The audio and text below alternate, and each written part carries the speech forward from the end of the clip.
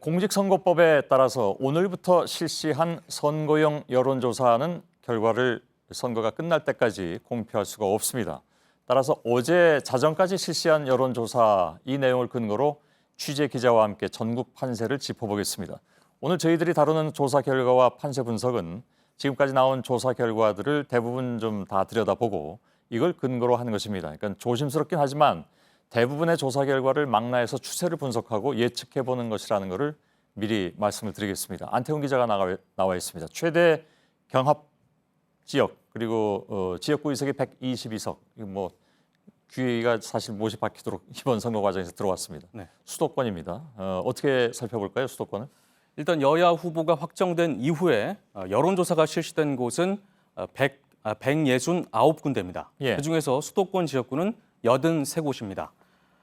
이렇게 나온 여론조사 결과와 각 당의 예상치를 종합해봤습니다. 예. 그러니까 이렇게 결과가 좀 나왔는데요. 윤곽을 잡아드리면 수도권 122개 지역구 중 예상 의석은 새누리당의 경우에 60에서 70석, 더불어민주당 50석 내외, 국민의당과 정의당은 각각 한 석으로 나타났습니다. 예. 자, 이건 뭐 어디까지나 예상이란 건 늘 말씀드리는 겁니다. 이거 뭐 틀릴 수도 있는 것이고 물론.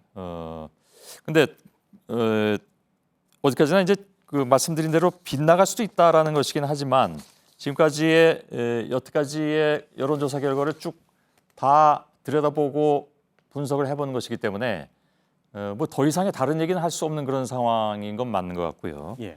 판세가 대충 어떻게 나타나고 있는 것 같습니까? 그러니까 일단 뭐 대혼전, 오리무정 이런 지역도 많이 있잖아요. 예. 예. 일단 수도권을 한마디로 요약하면 대혼전, 오리무중 뭐 이렇게 예. 볼 수 있을 것 같습니다.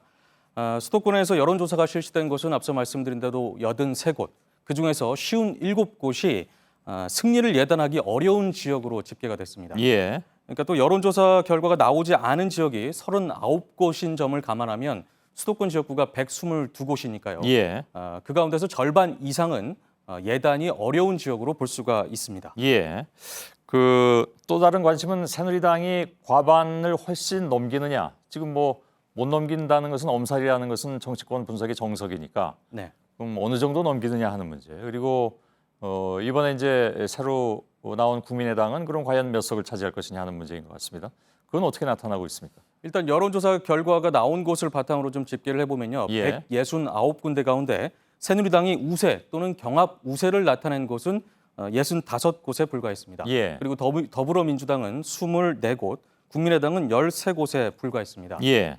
이 지역 같은 경우에 1, 2위가 조사 결과에 따라서 뒤바뀌거나 오차 범위 내에서 전반적으로 우세를 보이더라도 어느 한두 조사 결과가 오차 범위 내에 있었다면 통계학적으로 경합으로 볼 수밖에 없기 때문에 예. 전국적으로도 그런 지역이 많았다, 뭐 이렇게 볼 수 있을 것 같습니다. 예. 여기에 여론조사 결과가 나오지 않은 지역을 포함을 해서 각 당의 지역구 예상치와 비례의석 전망을 종합해봤는데요. 예. 새누리당은 170석 내외, 그리고 더불어민주당은 80석 안팎, 국민의당은 20에서 30석, 그리고 정의당은 5석에서 10석으로 예상이 됩니다. 예.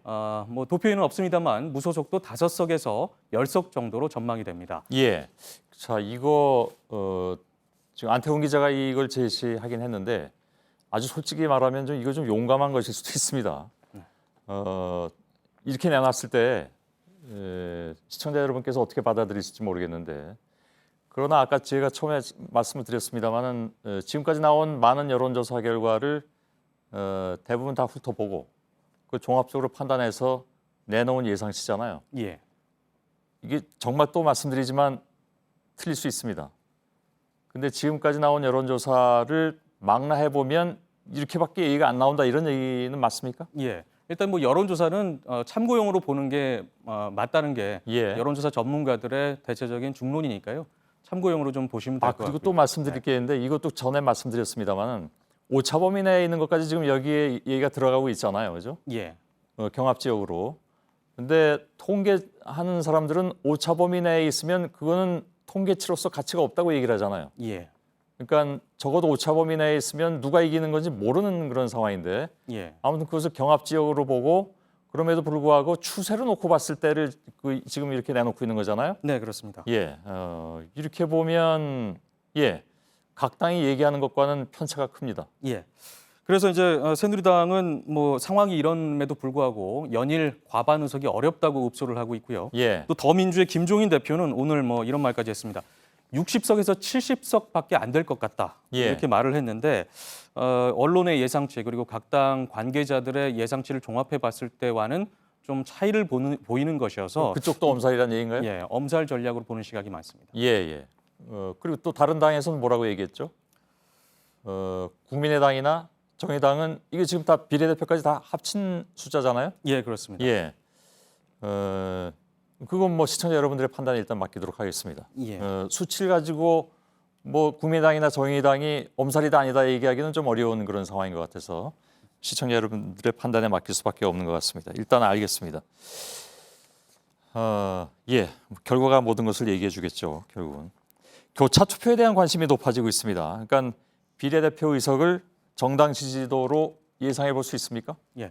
일단 비례대표 의석도 중요한 변수 중에 하나이기 때문에 좀 통계를 좀 봐봤는데요. 예, 한국갤럽이 정당 지지도 그러니까 정례 조사를 하고 있어서 봤습니다. 예, 새누리당은 보시는 것처럼 큰 차이는 없습니다만 최근 들어서 보시는 것처럼 하락세를 좀 나타내고 있고요. 예, 국민의당은 지난 2월 2일에 창당을 했는데 12%로 시작을 해서 하락세를 나타내다가 최근 다시 반등하는 모습입니다. 예, 예. 이를 바탕으로 계산을 해보면 새누리당은 비례대표 47석 가운데 17에서 23석, 더민주는 9석에서 14석, 국민의당은 4석에서 10석, 예. 정의당은 1석에서 6석을 차지할 수 있을 것으로 거칠지만 일단 이렇게 추론해 볼 수 있을 것 같고요. 예, 또 여론조사기관 리얼미터도 정당 지지도 정례 조사를 하고 있어서 비교를 해봤는데요. 예, 수치는 한국갤럽 조사와는 다소 차이를 보입니다만 전반적인 추세는 보시는 것처럼 대동소이한 모습을 볼 수가 있습니다. 예.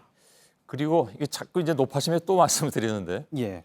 지금 저희가 근거로 한 여론조사 결과는 어저께 밤 12시까지의 여론조사 결과죠.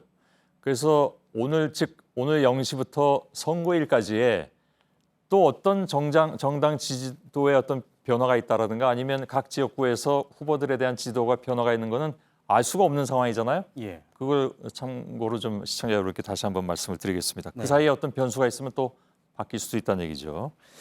관심 지역 여론조사 추이를 몇 군데만 좀 볼 수 있습니까? 예.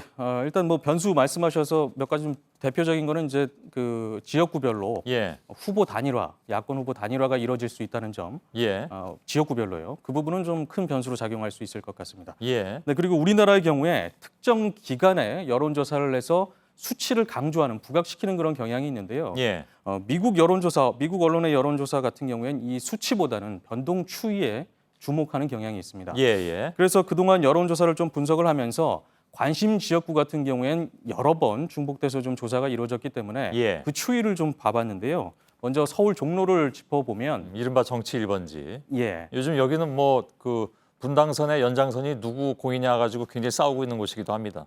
예, 예, 그렇습니다. 일단 종로를 짚어보면 지난달 29일 발표된 여론조사 결과는 오세훈 후보가 우세를 보이고 있습니다. 예, 그런데 4월 3일엔 격차가 좁혀졌고요.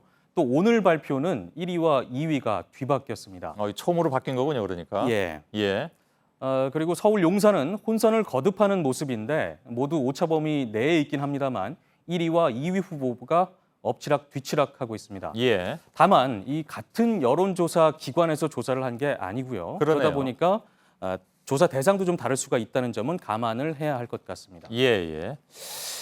알겠습니다. 여기까지죠? 예, 안태훈 기자였습니다. 수고했습니다. 예.